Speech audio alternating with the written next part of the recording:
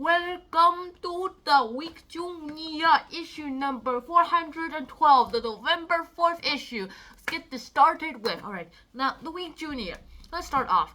This part, the cover is called Champions! South Africa celebrated Rugby World Cup victory. And now let's just go ahead and start things off a good start. This week's big news. Apparently, enjoying food is really good for you. A recent survey, which actually asked 1,000 people from over 142 countries, and they've actually asked them what they'd eaten recently, and more of a sense of well-being if they've eaten it. Apparently, U.S. company Gallup asked the people 3 questions. They had mostly enjoyed the food they'd eaten in the last 7 days, they thought it was healthy, and they thought they had a lot of food choices. Now, people from Puerto Rico and the Caribbean actually enjoyed their food the most. 99% were positive. Here, meals often feature rice, beans, and cooked plantain, like a fruit, just like a banana. Just behind that were Greece, Iceland, Costco, Malta, Norway, and in Europe, and Uruguay in South America. The UK, 91% of people said they'd actually enjoyed the food.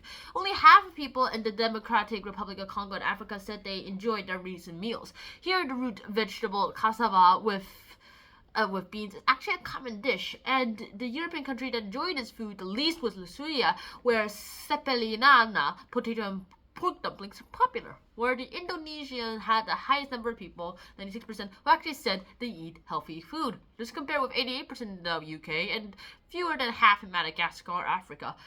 Dutch people were most likely to say that it had a lot of food choices, 94%, and compared to 86% in the UK and 11% in Afghanistan. Yikes. Alright, so that's where we actually go ahead. Next up, we're going to talk about, it's an amazing week for, what is it? Sensory learning. Now, it's an amazing week for sensory learning, where pupils in Northern Ireland are autistic and neurodivergent, meaning that their brains work differently. Are being treated to a new theater show like Tribe, and that is an experience of the sights and sounds of the rainforest performed to one child at a time. Next, we have UK news, where there is a law that makes children safer online. On October 26th, a new set of laws called the Online Safety Act has been approved as the official approval, which means the rules are now law. The Online Safety Act is a law to protect children from seeing harmful content on social media and the internet. The government has been working on the law for more than 5 years, and now that it has happened, and how will it actually protect people? Protect people to for companies that the law applies to, require them to remove content that is illegal or harmful to young people, including posts that promote bullying. Some content will also have age limits to ensure that children are not accessing unsuitable content. For social media platforms such as Instagram, Snapchat, and TikTok, which require users to be at least 13 years old, companies will have to track people's ages. Anyone under 13 won't be allowed to have an account. The Online Safety Act means that social media companies will have to provide clear and easy ways to report problems that parents or children see online. If companies don't follow these rules, they may have to pay a fine of up to £18 million as punishment. Now, how actually people responded? Some technology companies have actually criticized the law because they're not sure how the rules will be enforced. Messaging platforms such as WhatsApp and iMessage say that messages may need to be scanned, which could put users' privacy and security at risk. Some campaigners are actually worried that this could affect people's freedom of expression on social platforms. And Michelle Donnellan, the government's technology minister, said that protecting children was at the heart of the new law. Peter Wallace from children's charity, the NSPCC, said the law will mean that children are safer in their everyday lives. Alright, next, this week in history, November 8th of 1895, Wilhelm Röntgen actually discovers X-rays. In his lab, German scientist William Conrad Röntgen actually discovered that X-rays could get through human flesh, but not bones or materials like metal. This meant that X-rays could be used to study the body without surgery. In 1897, X-rays were actually used to find broken bones inside wounded soldiers. In 1901, Röntgen's discovery won him a Nobel Prize in physics, and X-rays are common in medicine today. Hospitals use them to see if a patient has a broken or cracked bone, which is pretty useful because you don't want to cut open the patient and put it back up because that's going to be really bad. Next up, we have around the world, Antarctica, bird flu has been detected. Now, bird flu has been detected among seabirds in the Antarctic for the first time. The disease is actually infectious illness that can be passed from bird to bird. And there are a lot of large colonies of birds living in Antarctica, and the experts worry that the flu could spread easily and very quickly among them.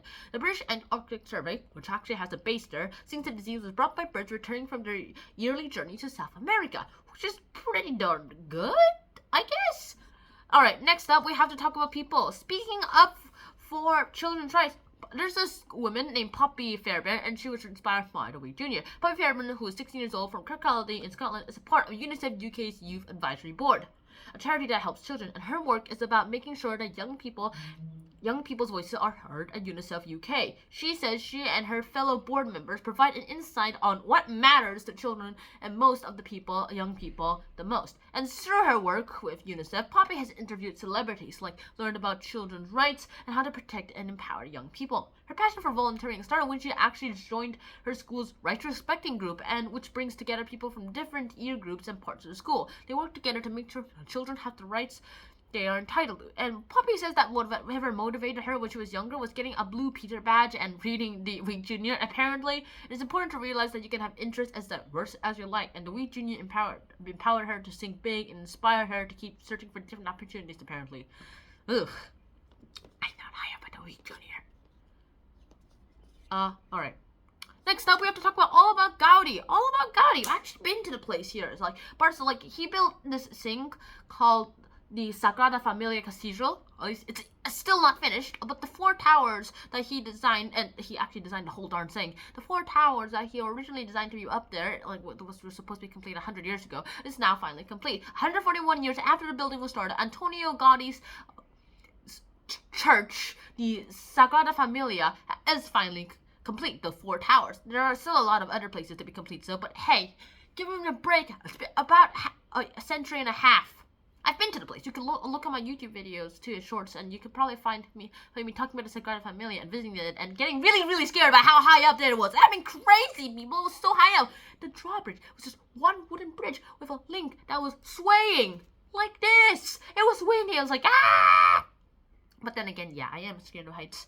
Next, okay, so this is all about Gaudi. In fact, Gaudi's most famous creations, I've also seen, one of Gaudi's earlier visitings, designed as a summer house in the town of Comilas. The outside is like a ceramic tile with patterns of sunflowers and green leaves, and the inside features stained glass windows and spiral staircases, and this is called the El Capriccio. Now, apparently, his teacher actually told Gaudi himself that we have either given a degree to a madman or a genius.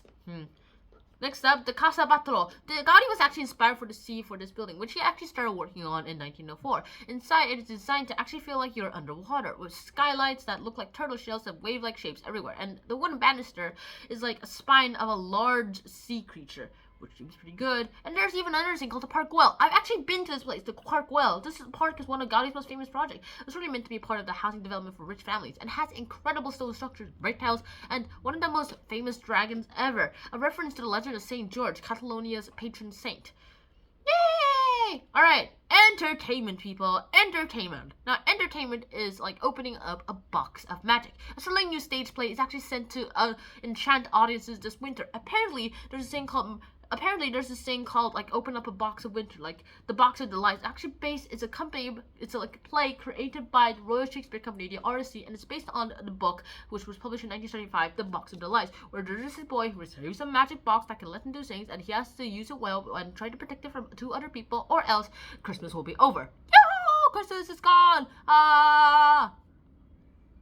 Alright, what next? Books! Ramadusa! And Ramadusa apparently is a book of the week, and it's like midwinter in Erie-on-Sea, and the hosts of a paranormal podcast have arrived in town hoping to spot the legendary Matter, and lots of other things are happening. Next up, Adventures of Asterix return! Yay! Now, this is the 40th story of Asterix, and Asterix and Obelix are back facing the Romans in the 40th story.